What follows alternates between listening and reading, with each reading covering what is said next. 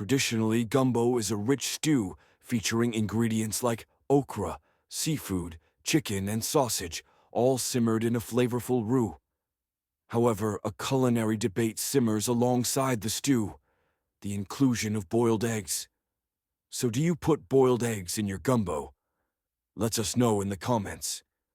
Some chefs and home cooks advocate for this addition, claiming that boiled eggs absorb the gumbo's flavors, adding a creamy texture that enhances the dish.